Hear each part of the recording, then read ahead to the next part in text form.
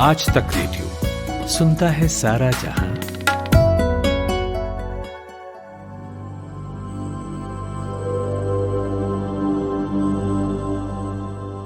नमस्कार, मैं हूं माधुरी। आज तक रेडियो का पॉडकास्ट कोरोना कवरेज लेकर हाजिर हूं। आज सुबह सुबह एक बड़ी अच्छी खबर आई। मोबाइल पर SMS की टिंग हुई। देखा तो एक मैसेज था, मेरा कोरोना टेस्ट नेगेटिव आया है। सो ये एक बहुत बड़ी राहत मिली है। कोरोना को मैंने बाय बाय कह दिया है। लेकिन हाँ, मुझे याद है अभी मुझे अपना ज्यादा ध्यान रखना होगा। मैंने आपको कोरोना कवरेज में बताया था कि मेरा टेस्ट पॉजिटिव आया था, लेकिन हाँ, अब नेगेटिव आ गया है। एक बात तो है, लेकिन कमरे में अकेले बंद होकर रहने में थोड़ी दिक्कत होती है। यानी अजीब अजीब से ख्याल आते हैं, पर उन ख्यालों को भगाने को किताबें, फिल्में, गाने और बहुत सारे साधन भी होते हैं ना हमारे पास। तो बस जो भी कोरोना पॉजिटिव हो गए हैं वो यही सब कीजिए। और फिर आपके पास आपका फोन भी है, आप बातें करते रहिए। मैंने तो रोज मम्मी से बात की इस दौरान, जबकि कई दिन तक नहीं कर पाती थी। ये बहुत बड़ा सुकून मिला। मैं आपको बताती रहूंगी कि क्या क्या हुआ इस दौरान मेरे साथ और क्या क्या करना चाहिए। पर अभी कोरोना कवरेज में क्या है ये बता देती हूँ। आज हम बात करेंगे एक ऐसे कोरोना सर्वाइवर से जो हॉस्पिटल में रहे और क्या हवा में मौजूद एरोसोल यानी बहुत बारीक कणों से फैल सकता है वायरस। इस पर CSIR एक स्टडी कर रहा है। इस स्टडी की बात करेंगे। कोरोना की एक नई दवा पर कुछ रिसर्च की गई है, टेकोप्लानिन, इसकी जानकारी लेंगे। और प्रेग्नेंट फीमेल्स क्यों वैक्सीन ट्रायल से बाहर रहती हैं, इस विषय पर भी चर्चा होगी। लेकिन सबसे पहले अपडेट्स।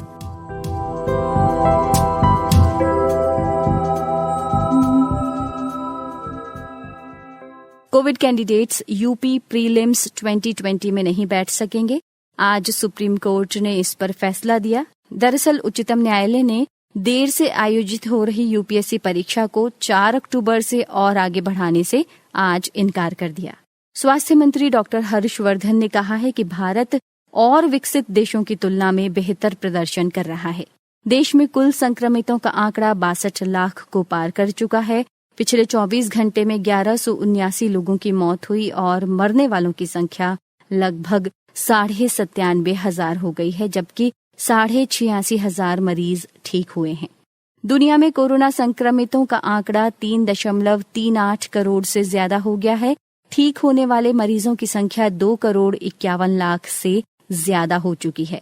तमिलनाडु के मुख्यमंत्री के पलानीस्वामी ने कहा है कि वहां रिकवरी दर 90% हो गई है।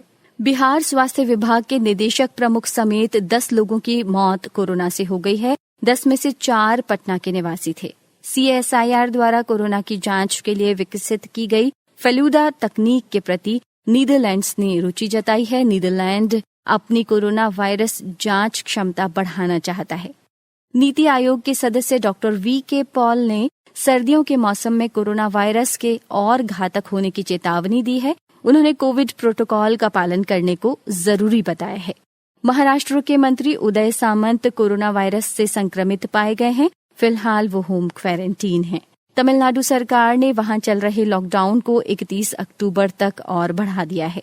कोरोना से तबाह हुई अर्थव्यवस्था के बीच अब एंटरटेनमेंट जगत की दिग्गज कंपनी डिज्नी ने अपने थीम पार्क में से 28,000 कर्मचारियों की छंटनी करने का फैसला किया है। पाकिस्तान ने अपने सारे एजुकेशनल इंस्टीट्यूट्स 6 महीने बाद फिर से खोल दिए हैं। और मालदीव्स ने भारत को आर्थिक सहायता के लिए धन्यवाद दिया है। भारत सरकार ने उन्हें कोविड-19 से लड़ने के लिए $250 मिलियन की मदद की थी।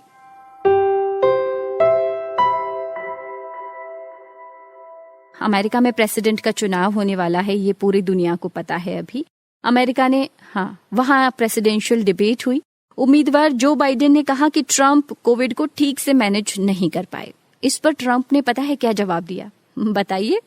उन्होंने अपना बचाव करते हुए कहा कि ये चाइना की गलती है। हमारे यहाँ तो इसे कहते हैं किसी और के माथे पर ठीकरा फोड़ना। खैर चलिए, मैं आपको अब दीपक से मिलवाती हूँ। राजस्थान के उदयपुर में रहते हैं, खुद का बिजनेस देखते हैं। एक रोज कोरोना से इन्फेक्ट हो गए। आगे क्या क्या हुआ, हॉस्पिटल का माहौल कैसा था, जानते हैं उन्हीं से। जी दीपक। मैम करीब 12-13 तारीख से मेरे को हेडेक और थोड़ी वीकनेस महसूस हो रही थी, तो मैं थोड़ा घर पे ही ऐसे दूध वगैरह और लोकल होम रेमेडी ले रहा था सारी चीज़ें। उसके बाद करीब 15 तारीख को मैं, मम्मी और पापा वहाँ पे हमारे यहाँ पे कम्युनिटी हॉल में इसकी कोरोना की टेस्टिंग हो रही थी, तो हम वहाँ पे गए थे तीनों।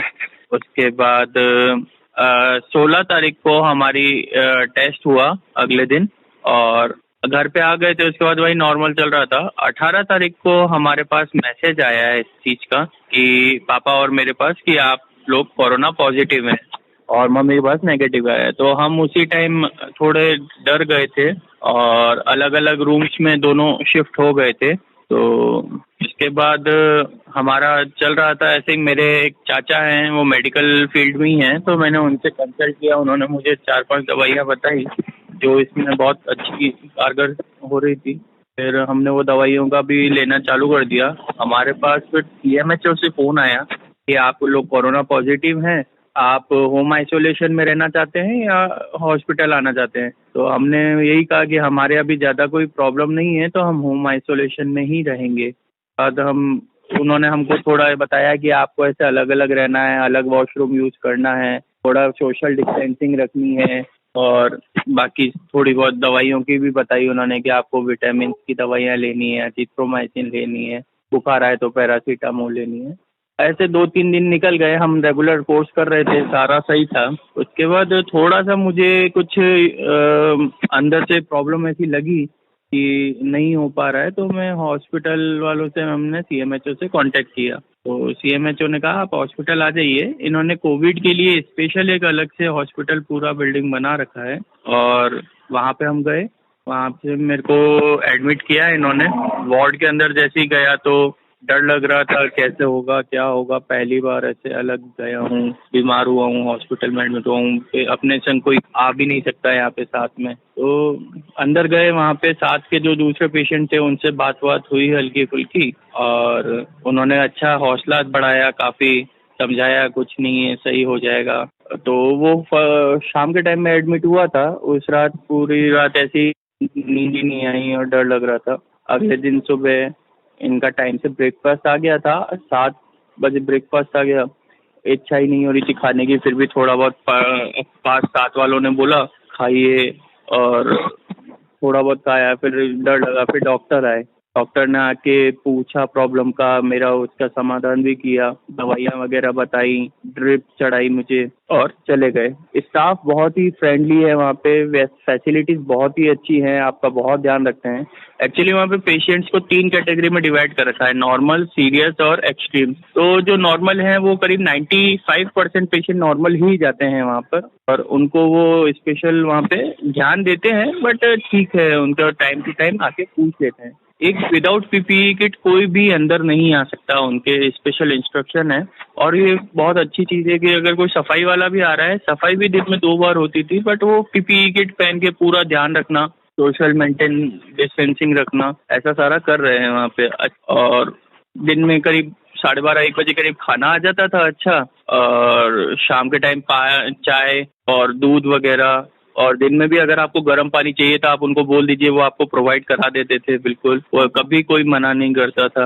और शाम के टाइम फिर वापस 6 बजे के करीब खाना आके, और डॉक्टर हर रोज अपना रूटीन चेकअप करते थे। उसके अलावा जो दूसरा सपोर्टिंग स्टाफ है उनका, वो बहुत ही कोऑपरेटिव है और बहुत ही अच्छा है बोलने में और हेल्प करने में। आपको कुछ भी आपके टाइम पे वो ऑक्सीमीटर से जांच करते हैं। अगर आपकी 90 से नीचे पल्स आते थे तो वो आपको ऑक्सीजन प्रोवाइड कराते हैं, और ऐसा मतलब वो उनकी तरफ से 101% दे रहे हैं पूरा। कुछ भी आपको अगर कोई इशू होता है तो आप वहाँ पे जाके खड़े हो जाइए, एक पॉइंट बना रखा है उन्होंने, रेड मार्किंग कर रखी है, तो डॉक्टर उसी टाइम आपसे पूछेगा क्या इशू है, आप बताइए। कुछ भी अगर उनको करना होगा उसी टाइम वो आएंगे खुद PPE किट पहन के और आपकी हेल्प करेंगे, आपको मोटिवेट करते हैं वो। और आपके जो साथ वाले जो पेशेंट है वो उनका बहुत सपोर्ट रहता है, क्योंकि आपकी फैमिली मेंबर आपके संग नहीं रह सकते, बट वो ऐसे आपकी फैमिली हो जाते हैं इतने 5-6 दिनों में। आपको तो हाँ जी। हल्की दिक्कतें थी, माइल्ड हाँ सिम्टम्स जी। थे, लेकिन हाँ जी। आपके फादर को भी हुआ आपने बताया, जरूर तो मैम, उनको जरूर कैसे सिम्टम्स रहे? मैम। जैसे ही मैं एडमिट हुआ हॉस्पिटल में, मेरे फादर को एक्चुअली शुगर है, तो उनको टेंशन हो गई उससे, तो अगले दिन उनको भी एडमिट कराना पड़ा। उनकी शुगर की वजह से ऑक्सीजन लेवल भी उनका बहुत डाउन चला गया था, जो मैंने जैसे बताया 90 तक होना चाहिए, उनका 40 पे पहुंच गया था। तो उसी टाइम जो वहाँ का हॉस्पिटल स्टाफ था उन्होंने उनको NICU में शिफ्ट किया, और वहाँ पे ऑक्सीजन की कांस्टेंट सप्लाई थी। उससे पहले उन्होंने मुझे बताया भी कि आपके फादर को हम वहाँ पे शिफ्ट कर रहे हैं, ऐसी ऐसी दिक्कत आ रही है ऑक्सीजन की, और इनका ऑक्सीजन लेवल मेंटेन होते से ही और ये भी नॉर्मल हो जाएंगे। तो इन चीज में मैम मैंने कोरोना में देखा कि सबसे ज्यादा प्रॉब्लम अगर आपको कुछ है तो ऑक्सीजन और निमोनिया की वजह से अभी आ रहे हैं पेशेंट, उनकी किडनी फेलियर हो रही है, 80% से अबव किडनी फेल हो जाती है। तो यहाँ पर आते ही ये मैंने जैसे बताया था normal, extreme and serious 3 category है, तो मेरे फादर को उन्होंने एक्सट्रीम कैटेगरी में रख दिया। वहाँ पर 24 आवर उनके ऊपर सर्विलेंस रहती है, और हमेशा उनकी हर आधे घंटे में पल्स मीटर से ऑक्सीजन चेक की जाती है। और ऑक्सीजन का फर्स्ट दिन जैसे उनको 15 केजी डिस्ट्रीब्यूट किया गया, सेकंड दिन 12 केजी किया, अभी धीरे धीरे करके उनको 5 केजी पे ले आया गया है 6-7 दिन के अंदर अंदर, बट वहाँ पे ध्यान पूरा रखा जा रहा है। जी, अभी हॉस्पिटलाइज हैं वो? हाँ जी, वो अभी हॉस्पिटलाइज है। मेरे खुद के सामने 1-2 पेशेंट ऐसे आए थे मैम 70 प्लस एज के, जिनके बच्चे उनको छोड़ के चले गए, ना अपना नंबर दे के गए और ना ही उनको कोई कांटेक्ट करने का जरिया दे के गए, बट फिर भी वो स्टाफ उन पेशेंट को जो काफी एजेड थे और कोऑपरेट नहीं कर रहे थे, ऑक्सीजन नहीं लगा रहे थे, उनको उन्होंने प्यार से समझाया। डॉक्टर खुद आए उसी टाइम, समझाया और अच्छे से उनको करके ऑक्सीजन लगाया। फिर भी अगर उनकी कंडीशन में नहीं हो रहा था तो उनको भी उन्होंने ICU में शिफ्ट किया। इसके अलावा भी मैम जैसे दूसरे हॉस्पिटल्स अभी इलाज कुछ भी नहीं कर रहे हैं। एक पेशेंट आए थे, डायलिसिस होता है हर 3-4-5-6 दिन में एक बार, महीने में 3-4 बार, वो दूसरे हॉस्पिटल्स ने उनको मना कर दिया, तो वो यहाँ पर आए। फर्स्ट दिन आते थे वो बहुत घबरा रहे थे कि मेरा डायलिसिस होगा या नहीं होगा, बट उनका दिन में वो आए हैं और शाम को उनको डायलिसिस पे ले जाया गया और उनको डायलिसिस करके वापस से रूम में छोड़ दिया गया। तो वो बहुत यूँ बोल रहे थे कि बहुत अच्छी फैसिलिटी है ऊपर डायलिसिस की भी, और मतलब मेरे को डर लग रहा था कि मेरा डायलिसिस होगा यहाँ पे नहीं होगा, मेरा क्या प्रॉब्लम है और इनको ये कर पाएंगे नहीं कर पाएंगे, बट बहुत ही ट्रेंड और वेल मेंटेन्ड स्टाफ है मैम। वैसे बीमारी बहुत अच्छी है और कोई डरने वाली बात नहीं है। अगर आप टाइम रहते डॉक्टर के पास चले जाएंगे और एडमिट हो जाएंगे तो आप 101% बच के वापस आएंगे। थैंक यू दीपक। तो दीपक का कहना है कि उनको सरकारी अस्पताल में भी अच्छी सुविधाएं मिली। कितनी पॉजिटिविटी मिलती है ये सुनकर। दीपक अभी स्वस्थ हैं। दीपक को ढेर सारी शुभकामनाएं और उनके पापा जल्दी से ठीक हो जाएं, इसकी भी प्रार्थनाएं। अब आपको कोरोना के इलाज के लिए एक नई दवा आई है, टिकोप्लानिन। इसके बारे में बताते हैं। रिचीक है हमारे साथ, आज तक के हमारे साथी हैं, विज्ञान की खबरों पर नजर रखते हैं। जी रिचीक, कितना सही है दवा पर दावा कि ये और दवाओं की तुलना में 10% ज्यादा बेहतर दवा है? माधुरी, देखिए टिकोप्लानिन जो है ग्लाइकोपेप्टाइड एंटीबायोटिक है। ग्लाइकोपेप्टाइड एंटीबायोटिक का मेन काम होता है कि किसी भी तरह के पैथोजन, जिसको आप बैक्टीरिया, वायरस, जिसको भी आप बोले, वो जब शरीर की कोशिकाओं के साथ अटैच होते हैं तो उस अटैचमेंट को कमजोर करना, उसे तोड़ देना, या उस बैक्टीरिया वायरस के अटैच होने वाले जो अंग होते हैं, मतलब वो जो प्रोटीन एंजाइम जिसको बोलते हैं, जिसके थ्रू वो कांटे होते हैं, जिसके थ्रू वो स्किन से चिपकता है या कोशिकाओं से चिपकता है, उसको वो गला देता है, तोड़ देता है। इसलिए ये एक फायदेमंद दवा है और इसको लेकर के ये कहा भी जा रहा है कि ये काफी मामलों में, मतलब आपकी जो कोरोना वायरस है, इसमें लोपिनाविर और हाइड्रोक्सीक्लोरोक्विन जैसी दवाओं से ये 10 से 20 गुना ज्यादा फायदेमंद है। जी, और क्या ये सीवियरली इल पेशेंट्स के लिए काम में आती है या फिर माइल्ड जिनको सिम्टम्स है उनके लिए ज्यादा कारगर है? देखिए, ये अभी इस बारे में जो IIT दिल्ली ने रिसर्च किया था उसमें अभी इस चीज का उन्होंने खुलासा नहीं किया है। हो सकता है कि मतलब माइल्ड लोग जो मध्यम दर्जे से बीमार है कोरोना वायरस को, उनको तो ये फायदा करेगा ही करेगा, इस बात कुछ कोई शक नहीं है। लेकिन गंभीर मरीज जो है उनको कितना फायदा हो सकता है, ये जब तक ट्रायल नहीं होता तब तक इसको कुछ कह पाना बड़ा मुश्किल होगा। अच्छा, और क्या इंडिया में हमने इसका यूज करना शुरू नहीं किया है? नहीं, अभी इंडिया में इस तरह से शुरुआत नहीं हुई है, क्योंकि कोई भी वैक्सीन या किसी भी तरह की दवा जो है उसको तभी ट्रायल के लिए लाया जा सकता है जब तक उसके लिए सरकार की तरफ से अनुमति नहीं मिले, और ये बाकायदा एक प्रपोजल होता है, वो भेजा जाता है, एक पूरा प्रोसीजर है। तो जब तक प्रोसीजर कंप्लीट नहीं होगा आप इस तरह की दवा का इंसानों पे किसी तरह का प्रयोग नहीं कर सकते। तो ये कहाँ पर टेस्ट किया गया कि ये? IIT दिल्ली ने अपने लैब में इन्होंने रिसर्च करके, और 23 जो पूरी दुनिया में स्वीकृत दवाएं हैं इस टाइम जो कोरोना वायरस के इलाज में यूज हो रही हैं, उन सब के दवाओं के असर की जांच किया है। ऐसा नहीं कि टीकोप्लेनिन किसी तरह से यूज नहीं हो रहा है, तो अलग अलग बैक्टीरियल और एंटीवायरल दवाइयों के साथ उसका कॉम्बिनेशन बना करके दूसरी जगहों पे यूज किया जा रहा है, वहाँ वो ज्यादा असरदार है। इस वजह से उन्होंने एक निष्कर्ष निकाला है कि बाकी दवाओं के कंपैरिजन में जो हम अभी तक सुनते आ रहे थे, हाइड्रोक्सी क्लोरोक्विन, लोपिनाविर या इस तरह की जो एंटीवायरल मेडिसिन होती है, उनसे ये बेहतर है। तो आपको यहाँ पे वैक्सीन या इंजेक्शन की जरूरत नहीं पड़ेगी, एक दवा है जिसको आप खाएंगे और आपको राहत मिलेगी। ये थे ऋचिक मिश्रा। कमाते हैं लेकिन बचा नहीं पाते, बचाते हैं तो उससे कमा नहीं पाते। शेयर की चाल, निवेश का हाल, बाजार का तमाशा, इकोनॉमी की भाषा, बॉन्ड, बीमा, सोना, चांदी, सबकी होती है बात। बचाते रहो नारे के साथ। हर शनिवार मैं यानी नितिन ठाकुर आपकी मुलाकात कराऊंगा आपके मनी मैनेजर से।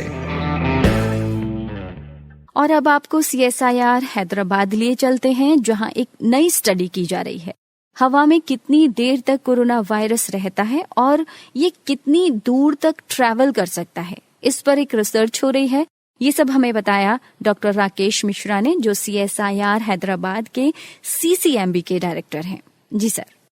तो कुछ दिन पहले आपने सुना होगा कि एक न्यूज आया था कि कोविड-19 वायरस ये एरोसॉल में के माध्यम से जा सकता है। इसका मतलब बहुत बहुत छोटे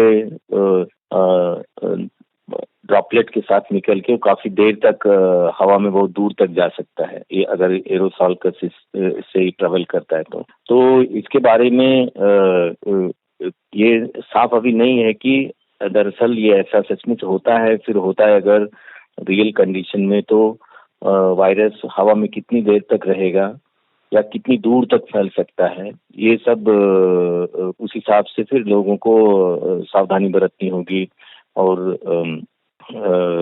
मास्क पहनने में या सोशल डिस्टेंसिंग में, इन सब में।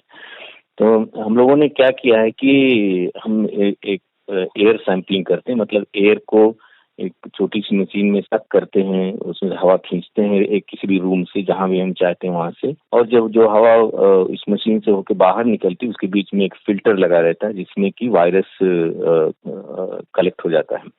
फिर हम वो फिल्टर निकाल के टेस्ट करते हैं कि वायरस है कि नहीं है, अगर है तो कितना है, और इस तरह से। तो हम अब जैसे ICU में ले जाके इस मशीन को वहां पर रखते हैं कि ICU कोविड वार्ड में या नर्स सेंटर में, और इस तरह हम लैब में भी सिमुलेट करके कि ये अगर सिचुएशन है तो कितना वायरस आएगा कंट्रोल कंडीशन में। तो इस तरह से हम अभी टेस्ट कर रहे हैं। हमारे सारे जो इसमें जो तकनीक इस्तेमाल होनी है वो हमने सेट कर लिया है। अब हमको कई तरह से सैंपल लेना है, 1 पेशेंट, 4 पेशेंट, 10 पेशेंट के कॉन्टेक्स्ट में 2 मीटर या 4 मीटर या 8 मीटर ये डिस्टेंस, बंद हॉल में या खुले में, जहां वरांडा या इस तरह से अलग अलग सिचुएशन में हम देखने की कोशिश कर रहे हैं कि कहाँ पे कितना वायरस है, और अगर इन्फेक्टेड लोग हैं आसपास, तो चूंकि इन्फेक्टेड लोग आपको कोविड हॉस्पिटल में ही मिलेंगे कंफर्म वाले,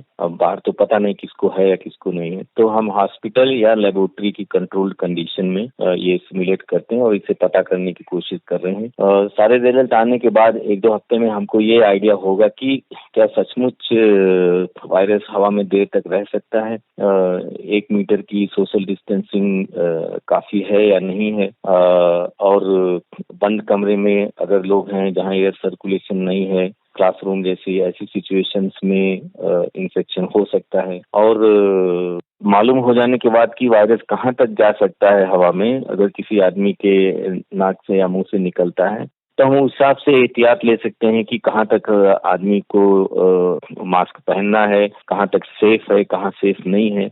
और अगर हवा में वायरस कितनी देर तक रुका रह सकता है, अगर आदमी वायरस छोड़ के चला गया खांस के या सांस लेके, मान लीजिए कि उसको इन्फेक्शन था, तो वो आधे घंटे तक रहेगा वायरस हवा में या 1 घंटे या 2 घंटे। तो ये सब चीजें पता चलने से हम और अच्छी तरह से अपने आप को इन्फेक्शन से बचा सकते हैं और इन्फेक्शन को फैलने से बचा सकते हैं। जी, तो सर ये कितने दिन तक स्टडी चलेगी अभी, मतलब कितने दिन तक ये स्टडी अभी हमने अभी शुरू किया है, तो अभी सारे टेक्निक सेट हो गए हैं। तो 1-2 हफ्ते में हमको डेटा पॉइंट्स मिल जाएंगे, तो उसके बाद हम इसकी मॉडलिंग करेंगे कि किस तरह से वायरस फैलता है। तो जल्दी ही पता चलना चाहिए, 2 हफ्ते 3 हफ्ते ऐसे। जी, और हैदराबाद में ही हो रहा है ये? हाँ, हम इसको हैदराबाद में कर रहे हैं और एक हमारी सीएसआर की एक और लैब है, इसको IMTECH institute of microbial technology Chandigarh में है। वहाँ पे भी इसी तरह का एक्सपेरिमेंट हम कर रहे हैं और जिस तरह से वहाँ पे डेटा आएगा और हम मिला के फिर एक अच्छी समझ इसके बारे में पैदा कर सकते हैं। तो 2 लैब अभी सीएसआर की ऐसे कर रहे हैं। शुक्रिया आपका। अगर ये मालूम हुआ कि कैसे और कितनी देर हवा में वायरस रहता है तो कितनी मदद मिलेगी ना। US based biotech company Moderna का जो कोविड-19 वैक्सीन कैंडिडेट्स हैं, उनमें बड़े अच्छे साइन देखने को मिल रहे हैं। बड़ी उम्र के ग्रुप पर ये एक्सपेरिमेंट किया जा रहा है। ये तो बहुत अच्छी बात है कि अच्छे रिजल्ट हैं और जल्दी से वैक्सीन आ जाए। वैक्सीन ट्रायल्स में बच्चे, सीनियर सिटीजन से लेकर हेल्दी लोगों को भी शामिल किया जा रहा है। लेकिन एक ग्रुप है जिसे फोकस नहीं किया जा रहा, वो हैं गर्भवती महिलाएं। पहले भी ऐसी महामारी के समय में इस ग्रुप को शामिल नहीं किया जाता रहा है। क्यों ऐसा है और क्या महिलाओं को खतरा हो सकता है इससे अगर उन पर कोई वैक्सीन ट्रायल नहीं की जाए और बाद में उन्हें वही वैक्सीन दी जाए? यही जानने को हमारी सहयोगी खुशबू ने बात की कंसल्टेंट और federation of obstetrics and gynaecological societies of India के vice president doctor Atul Gantara से। सबसे पहले उन्होंने पूछा कि गर्भवती महिलाओं को कोविड होने का रिस्क कितना है।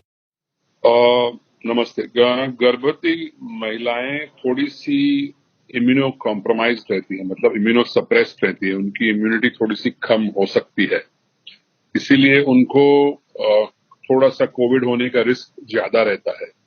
स्पेशली वो महिलाएं जिनको प्रेगनेंसी में डायबिटीज या ब्लड प्रेशर या और कोई बीमारी हो या ओवरवेट हो या उम्र ज्यादा हो, तो वो उनको कोविड का रिस्क थोड़ा ज्यादा रहता है और उनके कॉम्प्लिकेशंस का भी रिस्क थोड़ा ज्यादा रहता है। डॉक्टर, अगर सिम्टम्स की बात करें तो क्या गर्भवती महिलाओं में ये अलग तरह से नजर आते हैं? ज्यादातर तो नहीं, मगर गर्भावस्था के पहले 3 महीने में स्त्रियों को, लेडीज को थोड़ी सी उल्टी, थोड़ा सा नौसिया जो हम बोलते हैं प्रेगनेंसी का, वो ये सिम्टम्स को थोड़ा मास्क कर सकता है। और हार्मोनल चेंजेस की वजह से काफी महिलाएं हमें बोलती है कि हमारा शरीर थोड़ा गर्म लग रहा है, तो वो बुखार जैसी टेंडेंसी जो हम बताते हैं वो थोड़ा सा ये सिम्टम्स को मास्क कर सकता है। डॉक्टर, पहले भी ऐसे आउटब्रेक्स के समय गर्भवती महिलाओं के लिए वैक्सीन नहीं बनाना एक स्टैंडर्ड प्रैक्टिस बन चुका है, तो आखिर क्यों वैक्सीन ट्रायल्स के लिए गर्भवती महिलाओं को आइडियल नहीं माना जाता? इसके क्या रिस्क्स हैं? इसके 2 कारण होते हैं। एक कारण ये है कि गर्भवती महिलाएं, मतलब 2 जान का सवाल है, बच्चा भी है और माँ भी है, दोनों की जान पे रिस्क है। दूसरा कि जो साइड इफेक्ट्स अगर होती है तो साइड इफेक्ट्स में तकलीफ महिलाओं को होने का रिस्क है। और तीसरा सबसे इम्पोर्टेंट कारण ये है कि अभी तक अगर हम कोरोना की बात करें तो इसकी इफेक्टिविटी इस्टेब्लिश नहीं हुई। अगर आपने WHO का कल ही एक इंटरव्यू था, अगर आप पढ़ा होगा, तो कौन सी वैक्सीन कितनी इफेक्टिव है, उसके कितने साइड इफेक्ट्स, उससे एंटीबॉडीज कितनी बढ़ेंगी और उसकी सेफ्टी है, जो अभी तक वो इस्टेब्लिश नहीं हुई है। इसलिए हम कोई वैक्सीन का ट्रायल प्रेग्नेंट पेशेंट्स में नहीं करते। तो डॉक्टर, सेफ्टी जो है ये एक रीजन हो सकता है गर्भवती महिलाओं को शामिल नहीं करने का। क्या होगा जब हम इस ग्रुप को बाहर करते हैं वैक्सीन ट्रायल से? इसके क्या खतरे हो सकते हैं? खतरे वही हैं कि उनको अगर कोविड लग जाता है, मैं फॉक्सी का वाइस प्रेसिडेंट हूँ, FOGSI federation of obstetrics gynaecological societies of India है, जो पूरे इंडिया का एक फेडरेशन है जिसका मैं वाइस प्रेसिडेंट हूँ। हम अभी एक स्टडी कर रहे हैं कि प्रेग्नेंट पेशेंट्स जो होते हैं उनको अगर कोविड हो जाता है तो उसका क्या साइड इफेक्ट्स है। तो हमारे पास काफी बड़ी मात्रा में पेशेंट्स रजिस्टर हम डॉक्टर्स ने किए हैं, तो हम उसकी स्टडी कर रहे हैं। बिकॉज आपको समझना चाहिए कि ये जो अभी तक जो ट्रायल्स हो रहे हैं वो सारे एक्सपेरिमेंटल ट्रायल्स हैं वैक्सीन के। तो जब तक इसकी सेफ्टी इस्टेब्लिश नहीं होती तब तक हमें स्त्रियों को सेफ रखना होगा। और जो हम बोलते हैं ना, 3 गोल्डन रूल्स है, SMS जिसको बोलते हैं, सोशल डिस्टेंसिंग, मास्क पहनना और सैनिटाइज करना, यही उनके लिए वैक्सीन है। सबसे इम्पोर्टेंट वैक्सीन है मास्क। तो वही एक सबसे बड़ा हथियार है गर्भवती महिलाओं के लिए जब तक इस वैक्सीन की सेफ्टी इस्टेब्लिश नहीं होती। कल ही जो WHO का इंटरव्यू रिलीज हुआ था उसमें बताया गया था कि वैक्सीन पेशेंट तक पहुंचने के लिए, कि हमारे जो आम आदमी है उस तक पहुंचने के लिए शायद मिडल ऑफ 2021, मतलब करीब जून जुलाई 2021 तक आने का चांस थोड़ा कम है। अभी वो तो वक्त ही बताएगा कि वैक्सीन कब निकलता है, उसकी सेफ्टी कितनी है और वो कितना इफेक्टिव है। डॉक्टर, एक आखिरी सवाल, अगर भविष्य में इस ग्रुप के लिए, गर्भवती महिलाओं के लिए वैक्सीन बन जाती है तो ये कितना सेफ रहेगा? ये तो वक्त ही बताएगा। अभी तो वो बताना बहुत ही मुश्किल है। अभी तो ये भी बताया गया कि एटलीस्ट जो हम वैक्सीन निकाल रहे हैं वो नॉन प्रेग्नेंट पेशेंट्स में हम जब निकालेंगे तो उसकी इफेक्टिविटी कम से कम 50% होनी चाहिए। वो होप कर रहे हैं WHO की ग्रुप की वो 70% तक इफेक्टिव हो, मगर तक वो होता हम डेफिनेटली गर्भवती स्त्री में वो एक्सपेरिमेंट नहीं कर सकते। शुक्रिया डॉक्टर अतुल, और उनसे बात करने के लिए खुशबू का भी बहुत शुक्रिया। कोडरमा जिले के झुमरी तलैया में एक कोचिंग इंस्टीट्यूट के खिलाफ लॉकडाउन के उपायों का उल्लंघन करने के आरोप में मामला दर्ज किया गया है, क्योंकि लॉकडाउन में नियमों का उल्लंघन कर रहे थे और खोल रखा था अपना इंस्टीट्यूट। मैंने आपको ये न्यूज इसलिए बताई क्योंकि इसमें नाम बड़ा अच्छा है शहर का, झुमरी तलैया। मुझे तो बहुत अच्छा लगा, एकदम फिल्मी। चलिए अब चलती हूँ, कल मिलेंगे। मास्क पहन लिया है मैंने क्योंकि अब आपसे बात हो गई है। आपने पहना है ना? Very good. Bye bye, stay safe.